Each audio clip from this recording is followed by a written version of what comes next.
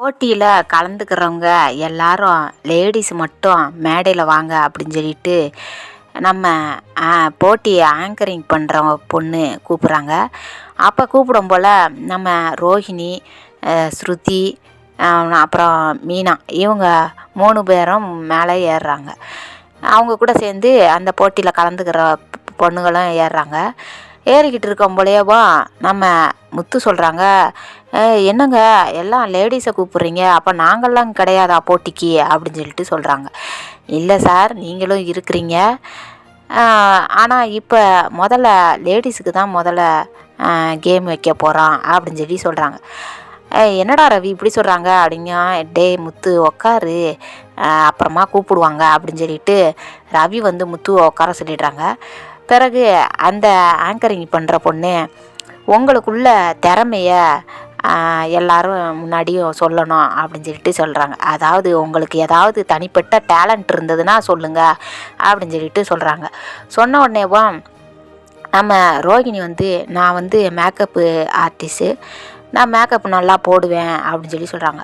ஸ்ருதி வந்து, நான் பல குரலில் பேசுவேன், இது என்னோடய ஒரிஜினல் குரல், ஆனால் நான் பல குரலில் பேசுவேன் அப்படின்னு சொல்லி சொல்கிறாங்க. அப்புறம் அந்த போட்டியில் கலந்துக்கிற லேடிஸ் எல்லாம் சொல்கிறாங்க, எனக்கு சிலம்பம் தெரியும், எனக்கு இந்த மாதிரி வேலை தெரியும், எனக்கு அப்படி தெரியும், எனக்கு சமையல் நல்லா செய்வேன் அப்படின்னு சொல்லிட்டு அவரவரை திறமையே சொல்லிக்கிட்டு இருக்காங்க.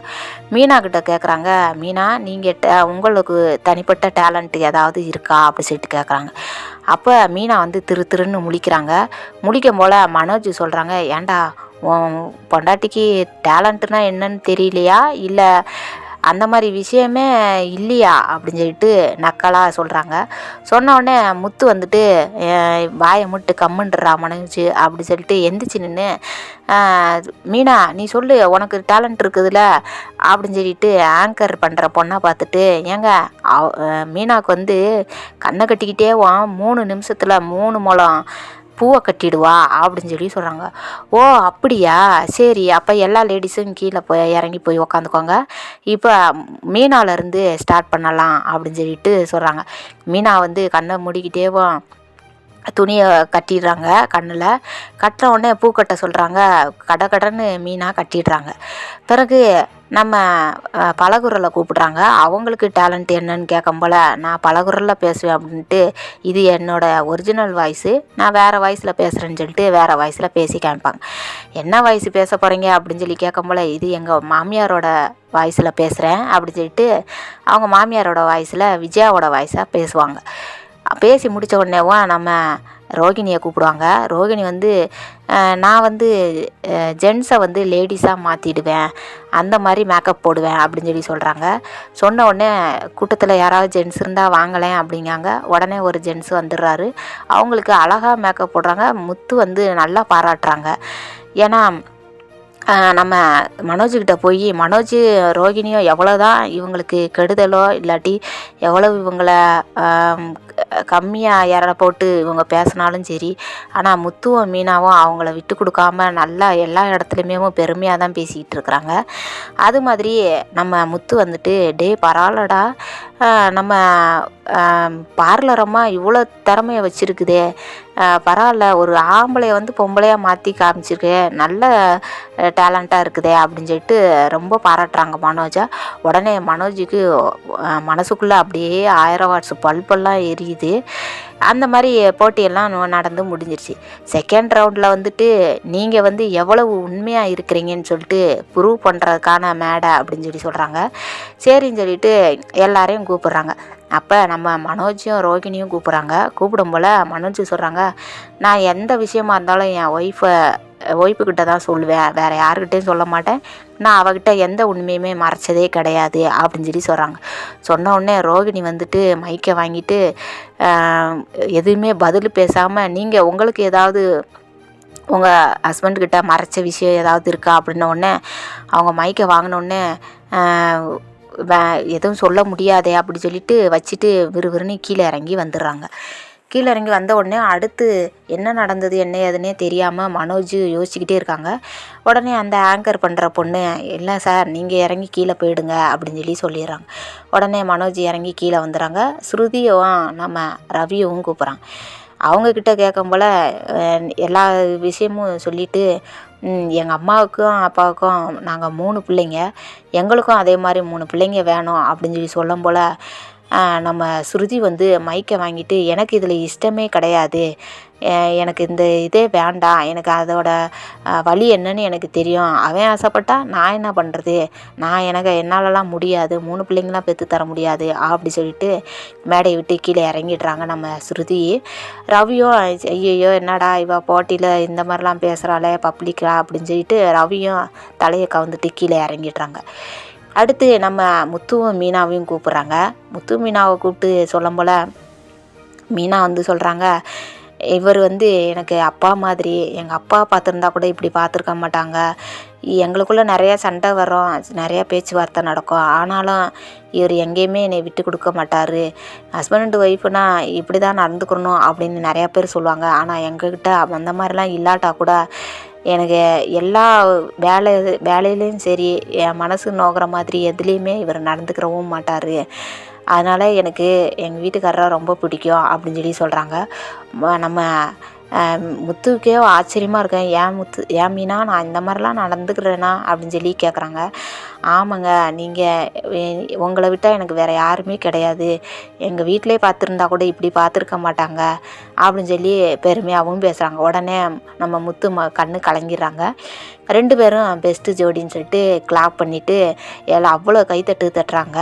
ஏன்னா ஸ்டார்டிங்லேருந்தேவும் முத்துவும் மீனாவும் கேம் விளாண்டதுலேருந்து யாருமே இவங்களுக்கு ரெஸ்பான்ஸே தரமாட்டாங்க.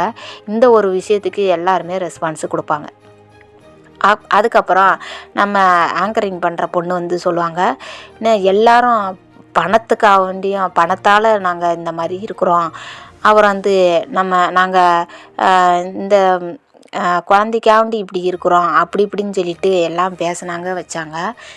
ஆனால் உண்மையை சொல்லி எல்லாருடைய பாராட்டையும் நம்ம நடுவருடைய பாராட்டையும் வாங்கின ஜோடி ஒருத்தவங்க இருக்கிறாங்க அப்படின்னு சொல்கிறாங்க.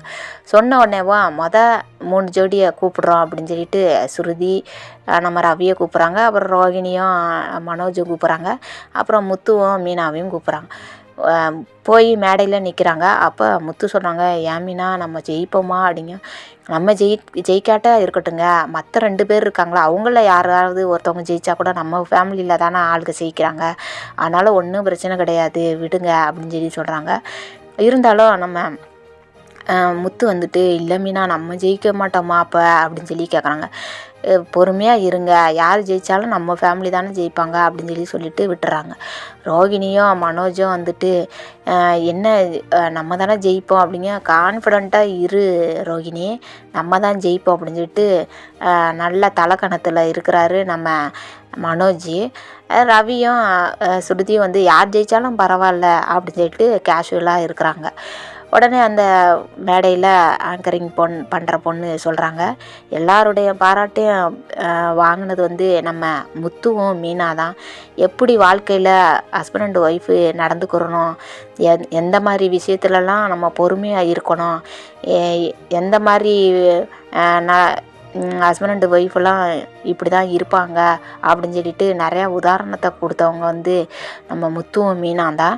அவங்களுக்கு தான் இந்த பெஸ்ட்டு ஜோடிக்கான காசோலையும் சரி, அந்த குண்டான மெடலும் சரி, இந்தாங்க அவங்களுக்கு தான் கொடுக்கணும் அப்படின்னு சொல்லிட்டு கொடுத்துறாங்க.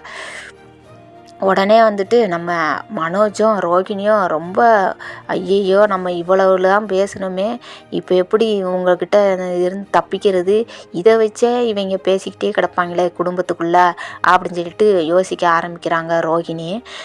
உடனே நம்ம ரவியும் ஸ்ருதியும் வந்துட்டு, சரி அவங்க வாங்கினது நல்லதாக போச்சு அப்படின்னு சொல்லிட்டு நல்லா சந்தோஷமாக இருக்கிறாங்க. ஆனால் ரோகிணிக்கும் மனோஜுக்கும் இது சுத்தமாக பிடிக்கவே இல்லை. இருந்தாலும் அந்த கப்புலாம் கொடுக்குறாங்க, அப்புறம் அங்கே காசோலை கொடுக்குறது அந்த காசும் கொடுக்குறாங்க. இவங்க 2 பேர்த்துக்கும் ஒரே கண்ணெல்லாம் கலங்கிடுச்சு, ரொம்ப சந்தோஷமாக இருக்குது. இந்த இது எல்லாமே நம்ம ரவிக்கும் ஸ்ருதிக்கும் தான் சேரும். நம்மளை என்கரேஜ் பண்ணுறது அந்த வீட்டில் மற்றவங்க யாரும் இல்லாட்டா கூட இவங்க 2 பேரும் நம்மளுக்கு என்கரேஜ் பண்ணுறாங்க, பரவாயில்ல அப்படின்னு சொல்லிட்டு நம்ம மனோஜ் வந்து நம்ம முத்து வந்து ஸ்ருதியும் ரவியும் பார்த்து, டேய் இதெல்லாம் ஒன்னால தான்டா நாங்கள் இந்த மாதிரிலாம் வாங்குகிறோம் வைக்கிறோம் அப்படின்னு சொல்லி ரொம்ப கண்ணெல்லாம் கலங்கிடுறாங்க. கண்ணு கலங்கின உடனேவும் ரவி வந்துட்டு, அதெல்லாம் இல்லைடா, உங்களோட திறமை, உங்கள் ஜோடி அந்த மாதிரி பெஸ்ட்டான ஜோடி அப்படின்னு சொல்லிடுறாரு. சொல்லி முடித்த உடனேவும் சரி கப்பு வாங்கு, முதல்ல கப்பையும் வாங்கு, காசையும் வாங்கு, அதுக்கப்புறம் பேசலாம் அப்படின்னு சொல்லிடுறாங்க.